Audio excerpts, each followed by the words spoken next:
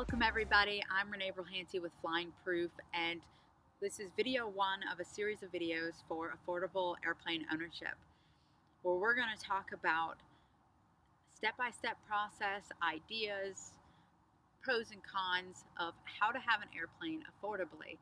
And why is this a topic that's near to dear to my heart? Well, I'm sub 30 years old and I am now on my second aircraft to owning, and guess what? I have a standard paycheck.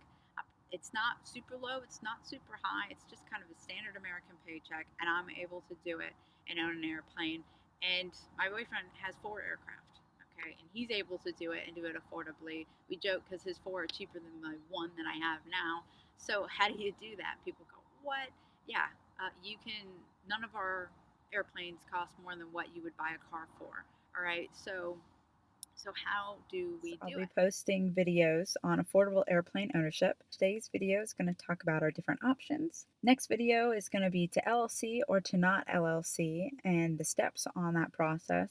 Airplane costs, we're going to go down all the different types of costs and how to control some of those costs. Paying and or financing, this also could be acquiring. This is something that a lot of collegiate clubs have gotten very lucky with. So that'll be another video. And well, we got to figure out how do you recruit members, instructors, and mechanics. And then final video I have listed here is choosing the right airplane. Woohoo, and that's the fun part.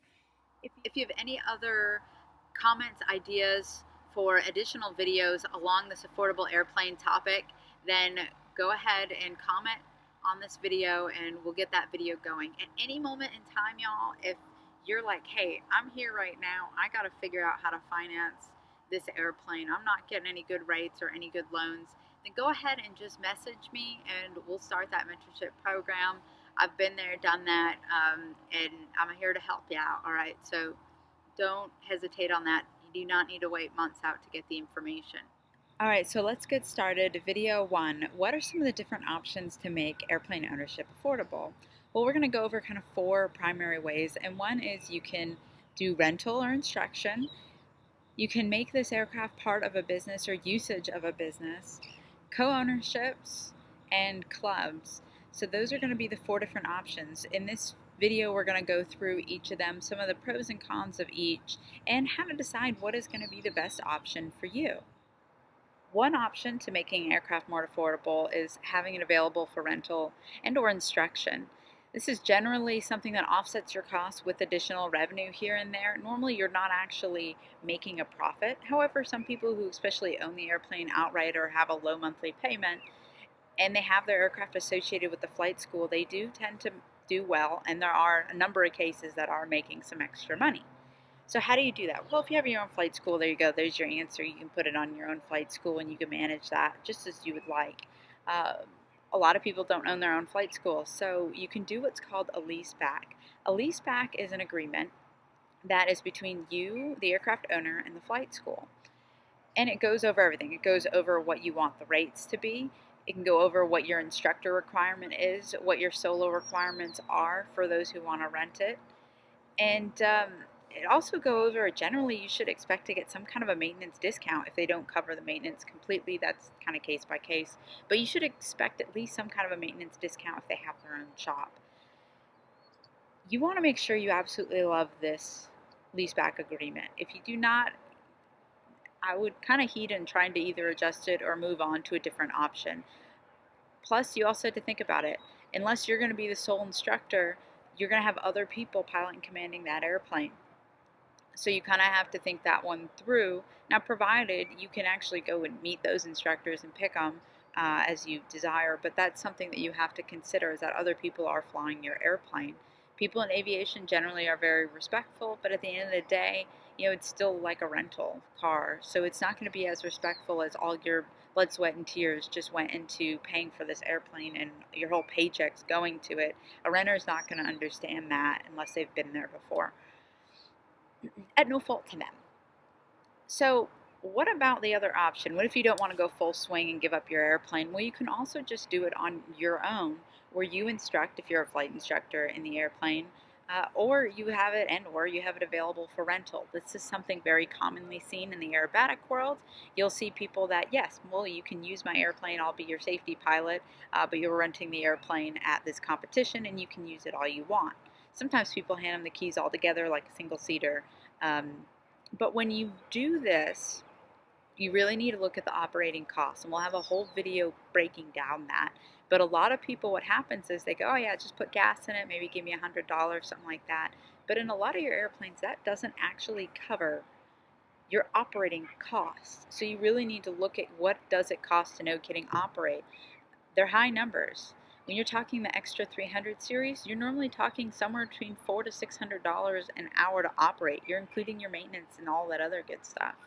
Your Pizzas, you're kind of looking in the 200 300, and then when you're going to Tabri decathlons, generally in 200. But these numbers don't get appalled, don't get outraged, because they do drastically vary based on location, what your maintenance shop is like, dot dot dot dot dot.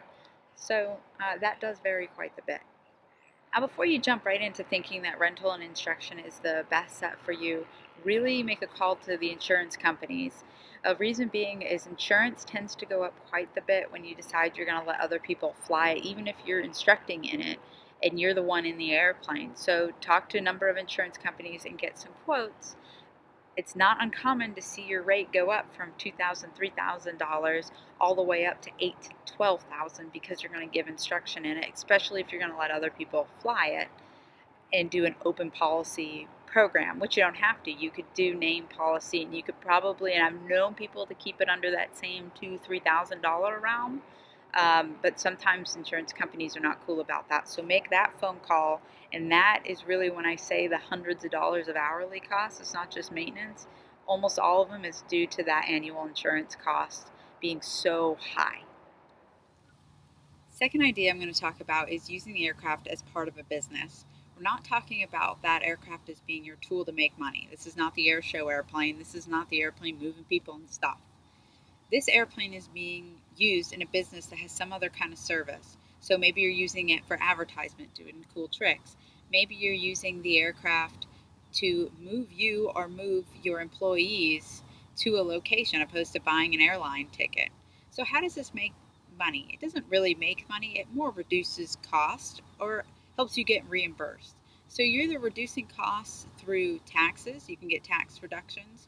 Also, depending on your company, if you have one of those kind of companies that reimburse your travel expenses, you might be able to swing flying your personal airplane there. They pay for the travel. This isn't something that you're going to be making money off of, right? This is just, hey, I get to use my airplane and someone else is paying for the gas. That's really what this can kind of be used for, is fun. And you do see this a lot, and it's kind of an enjoyable excuse to go fly your airplane while still working. So how do you even determine if this is an option? Well, the Airplane Owners and Pilots Association, AOPA, the Experimental Aircraft Association, EAA, and even the IAC, International Aerobatics Club, they all have representatives that you can ask case by case, hey, could I actually fall under this? AOPA is great because they actually have lawyers, they have accountants, they really can assist you with all the questions that you desire. But the first kind of question is, can you use this aircraft in your line of work? Before I talk about the difference between a co-ownership and a club, I want to break down this equity versus non-equity. Reason being is these are one of the legal terms. Your co-ownership club, nonprofit organization, is really dependent on how you register with your state when you go and you file for an LLC, an incorp, a nonprofit, or a club. Equity versus non-equity, generally equity we're talking a co-ownership, and generally non-equity we're talking a club. So here's the actual breakdown, and this comes from the Experimental Aircraft Association definition. We start with equity. Each member owns a share of the aircraft or stock in a corporation. When a member joins and leaves, they must buy and then sell their share. You are an owner of the airplane, so your name is on the registration, or you're an owner of an LLC or corporation that name is on the registration of the airplane, and then you own a stock or a share of that. So you have a lot more say. You also have a lot more burden and responsibility, and we'll go over that here in a couple seconds. Non-equity members pay to be a member of a club that owns or leases an aircraft, so members do not have financial stake in the aircraft. This is a come and go philosophy. You come, you pay your dues, you get a service, and you leave as you want to. You have officers, they manage all of the airplane ownership side of things, and you just go in and you pay your side and you vote from time to time. All right, so now that we've talked about the terms equity versus non-equity, let's go to the terms we're more used to. So third style of having an airplane affordably is your co-ownership. This is that equity style where you buy a share of the aircraft or a share of the LLC or incorporated that owns that aircraft or aircrafts, and you are now a shareholder. This is great because you get to find a way to divide up all of your costs, both your fixed, like your annual, your hangar costs, and all that good stuff. And also, you get to divide up. Oh shoot, the engine just went. So let's all divide it up, however many ways that you do it. Another great benefit is you get a lot of decisions in this airplane. Is it as much decision as a sole owner? No, it's not. But that's also, that's the cost benefit analysis to sharing some of these expenses.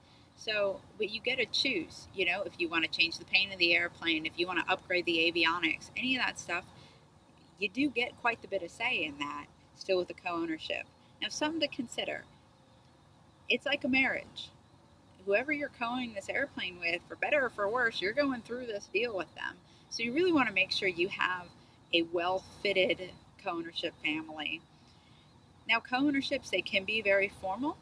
I recommend that they are formal even amongst friends because people do change when money gets tight. So have your buy-sell agreements, have your bylaws. But a lot of times you'll just see it as a couple of good friends co-owning an airplane, and it still goes well. So you kind of work on how you want to go about that. With this, some of the negatives, you generally have a larger buy-in, and then you're also responsible for selling your share. Buy-in, you're actually buying the percentage of that aircraft. So if you're talking, let's do easy math here, it's a $10,000 airplane, and there's two owners, you're still paying $5,000. Like I said, I want to do very simple math. When you sell, you're responsible for finding a seller in more cases than not. Sometimes it's just selling back to the other owners or owner, and or you're finding somebody new. So you're not able to get rid of your burden until you sell it, just like owning an airplane as a sole owner. Co-ownerships are great for aerobatic airplanes because you're only up for about an hour, if that, and you have somebody else or a few other people to coach you. So it's a fun training environment that it creates. So I do encourage co-ownerships in aerobatic worlds. Oftentimes, too, it's not a burden on the insurance side of things because you can still do a name policy program, which is much more affordable than doing an open policy program. Co-ownerships, you do still have the available opportunity to you as well to rent and to uh, instruct in the aircraft, and that depends on the other co-owners. But that is a thing. Just don't think that because you do one, you can't do the other. You can merge some of these. You can use it as a business item as well. So that's kind of a cool thing about co-ownership. Negative is you do have other people that are part of the decision making, and you are sharing the airplane. Like I said, if you're just going around, this is an hour or less flight, you're staying local, and it's very easy to do. Those airplanes that you're often using for cross country, sometimes that's a little bit more difficult. But a lot of people are very successful with it with Google Calendars and etc. etc. Here's the thing, if you're afraid of it, often I always hear about people going, I don't want to share my airplane because I want it whenever I want it. Okay, there's a true thought, but you got to really deep down into your heart and say, how often am I really going to fly this airplane? And maybe just owning it sole first might be a good idea, and reevaluate as time goes on, because most people don't fly an airplane anywhere near as much as they think. There's a 10 owner program that honestly I was one of the instructors to check out people for insurance in the aircraft. And until I started checking out one or two new people, nobody flew it out of 10 owners. I mean, the most amount of flying it did in the year is when I was in the right seat of it, and that was only a couple of flights. So one person got a share for like $2,500, and he got to fly it whenever he wanted, however he wanted it. So don't be afraid of that sharing concept. It could be a lot better, and oftentimes it is a lot better than you think. All right, now the fourth option and idea for making aircraft ownership affordable are clubs. So this is your non-equity style, come and go. You buy in as a member, you pay your dues as a member, you pay your hourly rate, and when you're done with that service, you move out of the area, you're gone. This is a great thing with people with jobs that move a lot, military, for example. This is a really good option where you're not tied to an airplane. You can't quite afford just having it by yourself. But you still want a really good service that's more affordable than going and renting. So what do you normally have? You normally have an officer construct, president, vice president, treasurer, secretary. That's generally what you're talking about. And those officers are making your day-to-day decisions, just like being in an aerobatics chapter or anything like that. They make your day-to-day decisions. Members do vote, they do have a say, and they can become an officer. But it's the officers that are really handling all of the day-to-day issues, ideas, and this and that. So with that is, as just a standard member, you don't have as much pull as being a partial owner or a complete owner in an airplane for that avionics upgrade, for refabrication, things like that, the paint scheme. You're just a vote in all of the votes, which maybe you like that, maybe you don't. Clubs, one thing that is nice about them is a lot of times you can go nonprofit. You could also manage that in some co-ownership styles depending on your state and the purpose of your co-ownership. But clubs, you really can work that in any state that it is a nonprofit organization. There's normally additional paperwork, but with that it can reduce some of your costs and really in the tax department. Now, some of the things you got to watch out for with clubs, a lot of times, and sometimes you can still do a name policy program, but oftentimes you're shoved into this open policy program, which is a lot more expensive for your insurance. Clubs often have more members, so you can divide up that cost. Sometimes it balances out just as much as having your own airplane or a co-ownership, or maybe it's less than that. Clubs generally have a low buy-in. Like I was in one club that I got to use a pits and some gliders, and it was only a $500 life membership. At the time, had no monthly dues. Now it has a slight monthly due, but the hourly rate you're going to find is going to be more than if you co-own an airplane or if you own it outright, because they're dividing up those maintenance expenses. And with clubs, you're going to see that they are generally maintained by an actual shop for a lot of liability reasons of that club. You're going to find more rules. You're definitely going to find a structure, and that comes with good things and it comes with bad things. It's good because, okay, I know that when this airplane's getting rented, it's going to be back by this time. It was checked out properly by this instructor. And then you also can see some of the negatives with it. Before I can just start flying this airplane, I got to get checked out with this instructor, which honestly is a good thing. You should do it, but it can bring in some additional logistical concerns if you don't have a lot of instructor availability to get you checked out initially, but once that's done, you move on. This is great because of flexibility. This is phenomenal in the aerobatic world because you have a whole party. I mean, there's clubs out there that have their own hangar, they have their own hangout spot. It's tons of fun. You all go to the competition together, you all train together. It creates this real family atmosphere. Collegiate areas with colleges, even though oftentimes the club's not actually a part of the college, it's just a local area club, they do really well with this, and it is a great form of camaraderie for the youngsters to get into something that wouldn't be affordable without a couple of buddies helping you out. So how do you determine what is right for you? You gotta just sit down, you gotta really ask yourself, what do you want? Start writing it all down. And that's not just the airplane, that's not just the budget, that includes that stuff, but it also goes to how often are you planning to use this airplane? And how long are you going to be gone when you're using the airplane? Do you want other people as a part of that decision making with you in your airplane, or do you need it? You might just need it, and that's just something you have to deal with in order to own. And once you kind of find that out and write that down and really speak to yourself about that, now you kind of know which directions at least you can go. You might be able to cross out a number of things. So let's say, okay, I know I don't want to do, I can't make it a part of my business. Okay, so now you're just researching 3 different items, right? So once you figure that out, if you are planning anything that would involve anyone else, go ahead and start looking at, okay, what are other people in my area interested in? This should not be all of your vote. This should not be all of your decision, but it should be something you consider. If you are getting this airplane and you need to be able to rent it or give instruction in it in order to make it affordable, we got to make sure you actually have a client base for that, right? Or if you need, same thing with the club, same thing with the co-ownership, you need to make sure you have some kind of an interest base there before you go, this is my only way to buy this really expensive airplane. If you find you're not going to have that as an opportunity, you probably should go with something that is affordable to you. In most cases, you should always go with something that is affordable to you anyways, so you're not stressed out or burning because you're not able to recruit people. It takes a while to get people into this sort of thing, especially in the aerobatic world. You see that because there's not a lot of people without an aerobatic experience, so it takes time to get people proficient enough to actually go and jump in that extra, jump in that pits, especially. So something to consider. Okay, now once you've gotten that down, you know your desires, you know other people's desires. Now it's time for the cost breakdown, and this is truly where you're probably going to find the right answer. So break down all of the costs. What is going to be the initial costs? What is going to be the regular cost of the airplane? And that's both your fixed between your insurance, your hangar costs, and what is going to be those hourly costs to operate. This is that hourly maintenance, your gas, all that good stuff. What is this going to cost you to operate? And look at each option.